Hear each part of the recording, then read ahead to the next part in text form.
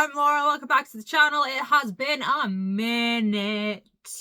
It's been like a month and a half to be exact since I posted my intentions for 2026, and well, enough said about that, huh? Well, basically, I need to have a wee bit of a rethink about it because as much as I'm not going to talk about right now, I am coming out of a mental health dip. I went into a mental health dip around the end of October, start November, and I just didn't want anything to do with anything, like, at all. I kind of stopped posting on social media. I declined in uploading videos and creating content. I stopped going to the office. I stopped just generally touching my notes and writing, and I kept meaning to, I kept setting the intention to, thinking I'm gonna, and it never happened. It just never happened. Case in point, my intentions for 2026 video. So let's have a rejig. Let's rethink the whole thing. There's other factors happening in life that I need to take into account, like this bottle that is rubbing me up the wrong way. I've been filming some beauty videos before this, so I'm surrounded by makeup. But anyways, there's other things that are going on in life that I need to take into account. Like, as I mentioned, I don't know how things are going to pan out work-wise. There are personal things progressing that I might talk about later. And we might be moving soon as well. So I need to take that into account also. So on my beauty channel, I have kickstarted the mission Move with Less, and that is all about decluttering my home, using up products and things that I already own, and just generally being conscious and intentional about what I bring back into the house. I'm basically going to do the same thing here. Mission Move with Less. I am not buying any additional stationery things that aren't necessary. I'm not buying stickers that aren't necessary. I'm on a mission to try and use things up. Like, you can't quite see it. If I tilt this, look at the washi tape. You see it? Yes. And that's not even all of it. That's not even all of it. I mean, there is that entire, those 3 boxes there are unopened washi tape. Behind that is another big bin of washi tape. Right here, washi tape. There's more. I'm not joking. There's more. So yeah, we're gonna curb the Temu and Amazon. I have picked up things from Amazon recently that I really liked. Not gonna lie, I bought some Mr. Pen pens and really quite enjoy them. But these pens, if I still had the box, I'd show it to you. But it's this amazing set of like 6 pens, and they're gel and have this really fine tip, and they come in quite quirky colors. Like, this is the color of the ink. I also picked up this fantastic set of gel pens from a company called Langwo, and they're just shades of pink, and they do this in red and orange and green, and they're just beautiful. They're beautiful. But yeah, that's kind of the last that I'm picking up. But the only thing is I will probably allow myself to purchase might be some additional memory cards and such like. But for the most part, we are looking to downsize so that we can move with less things. This may also include me just carting a load of stuff into storage in the office. That is a bit cheaty, but we might do that. We might do that because it's just easier than moving it from here to wherever it is we're going to move to. Has not been finalized or decided yet. We're in the very beginning process. But so with all of that happening, I can't solely focus on writing per se. So I have things in motion. I'm always talking about being self-employed, and with that, oh, one of the color things just popped off. Oh no, it's just upside down. I thought this had popped off. Totally distracted myself. So I'm always talking about being self-employed, and with that, I like the prospect of multiple avenue streams, and having the multi pen name situation would serve that purpose, because different pen names would write different types of work and attract different audiences, and you're not putting all your eggs in one basket. If for some reason I write something that ends up actually being horrific and I get cancelled and Amazon decides to shut down my account or something, you know? So that is an avenue. I am also looking at content creation on a larger scale. On my main channel, it is more hobby-ish. I already have the subscriber threshold to be monetized. I just need to build back up my watch hours to be monetized over there. So if it happens, awesome. I'm going to put a bit of effort into that just to maybe push it over the edge. If it doesn't happen like super quickly, you know, I'm not going to be too fussed about it. I'm not going to stress about it. Same on this channel. I would like to build it up a bit and you know, try and grow my subscriber count and push up my my watch hour to get over that threshold and get these two accounts monetized. Having that stream of income would be very beneficial. But with that, there will be other forms of content creation. Like, I'm going back to blogging. I feel like I'm either getting hay fever or coming down with a cold, because I feel like I'm suffocating in my nose. TMI, guys, I'm so sorry. So I will be returning to blogging. I don't know if it's going to be on like, I had two platforms I used before. I had that Galloway Girl. If you've been a long time follower, you might remember. That was mostly like a beauty lifestyle blog, and then there's Laura et al., which is what I was going to rebrand as, and then I had this crisis of identity. But I do also have that mum life, and I wanted it to be a bit more about my journey in motherhood and such like, and I have lots of opinions on that sort of thing that I would like to share. And I do also have a lot of non-fiction motherhood based writings to sort of slot in with that I might publish separate.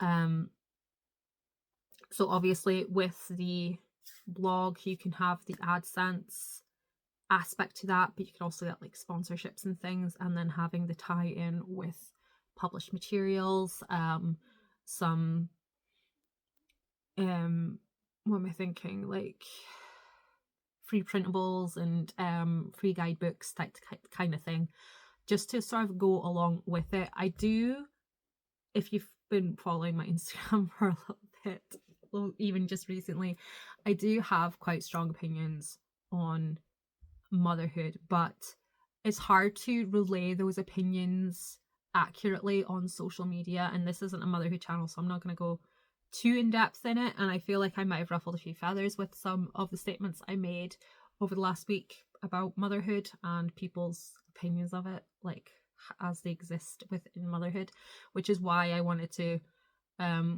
reboot the mum blog and talk more and elaborate more on my opinions, perspectives, and advice that I would offer someone who's in the trenches of motherhood. Oh, yay! It's out for delivery. I ordered the kids something really, really fun like a week and a half ago, and it's coming today. I don't know, I don't have one to hand, but when Luna was little, my eldest, she's almost 10, but when she was like 2 or 3, these things called bush babies were huge, and they're these like little bunnies, and I don't know what actual bush babies look like. They're from Australia. But there was this thing called Bush Baby World, and it was like everywhere, and they're these cute, fluffy, crazy colored bunnies, and they've got a little button in the back of the head, and you can make the eyes move. Like, that's the only thing about them. You can make the eyes move.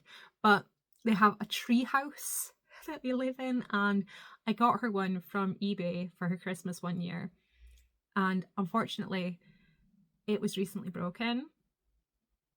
And it was just after little Rosie, who's just turned 4, she got really into bush babies. Like, we uncovered them all. Like, the tree house had been there for ages, but all the bush babies were like buried in the plushie box, and they got taken out, and she's just enamored with them. Well, I've managed to find a replacement bush baby tree with the light that goes with it, and it's got lots of little pods that the bush babies sleep in, and it comes with like 5 bush babies.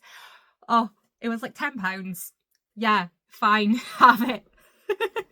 I know, I was like, move with less, and I bring a bush baby tree in my house. What am I doing? Anyways. So yeah, we're looking at creating more video content, potentially looking to monetize it, looking at more blogging content with the aspect to monetize and have tie-in monetized materials. Also looking at, obviously writing more concentrated. I will get to that strategy in a moment. But I'm also taking some courses to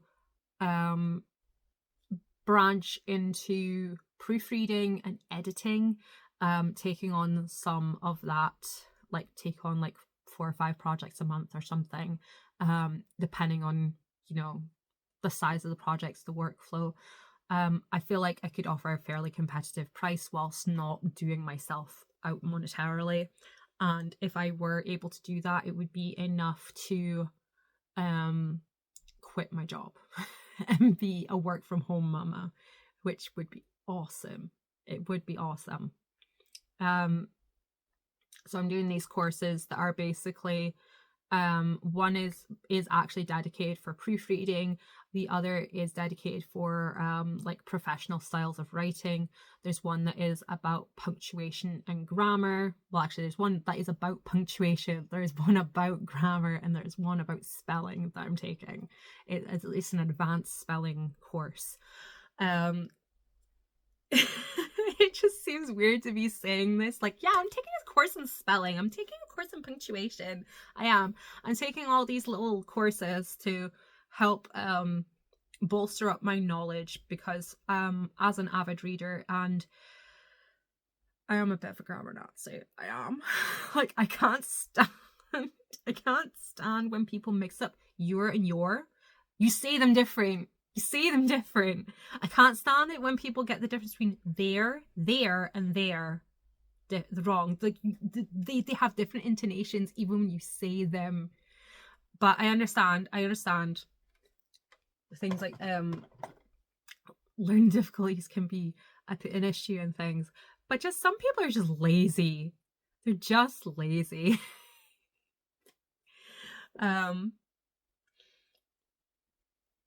Or like when people mix up homonyms, drives me nuts. Like when people use allowed as an ALOUD for allowing someone to do something. Wrong word. So maybe being an editor is my calling in life. Maybe. So I'm gonna get those courses worked through and set that all up. And then of course we have the writing aspect of things, the whole foundation of this channel, getting stories written. And as I said, I haven't touched anything in like 3 months, guys. 3 months. So we need to build it back up, because that's the other thing that was kind of stopping me getting right into it, because I wanted to just dive back into it. Like, no, we need to tread the water first. We need to get there. So what I'm planning on doing is like a series of shorts. So I know there was a few people asked if I could do a few more shorts on this channel, writing related, like how I get my word count up. And being as I'm building back up my word count, this might be an interesting series for people. So I'm going to start with a 30-day stretch of I'm going to write 100 words and build upon that every day. So starting with 100 words, and then the next day I'll do 200 words, then the next day I'll do 300 words, and the next day I'll do 400 words, because they're inconsequential amounts of words. It's a very small amount of words to write 100 words. It really is. It's a tiny amount of words. But these are words in draft. So even though I'm only writing 100 words and then 200 words and then 300 words and then 400 words, it's still in draft. So even when I get to the end of the 30 days, I will have reached a daily word count of 3,000 words, but I will also have the subsequent word count in the document. Now, can I fast math to work out how many words those would be? I doubt it, but let's try. 4, 6, 5. See this. So by the end of it, I will have written 46,500 words by the end of those 30 days, just by incrementally increasing my word count by 100 words a day. And then I will do a period of sustaining that, a maintenance period, and then we'll see where we go from there. But still, 46,500 words in 30 days. That would be awesome for just building up a discipline. So I will do that as like a sort of daily post on Shorts, and then I might do like longer sort of vloggy style updates, like long form ones. I will still do like writing vlogs as well, but this will be the main focus. There will be a daily check-in for my discipline, my daily writing discipline. And I think that's everything that I wanted to talk about just now. I mean, my projects pretty much are the same. Like I just have to accept that I'm not going to be able to produce the work in the time scale that I want to. It's just not possible. It's just not possible. It's not impossible. It's just I'm not at the capabilities of being able to do it. Yeah, does that make sense? So we're going to be making more video content on the 2 channels. I'm going to be making more blog content. I'm going to be taking on some writerly related editing jobs, hopefully. And then, of course, actual writing and more vloggies here.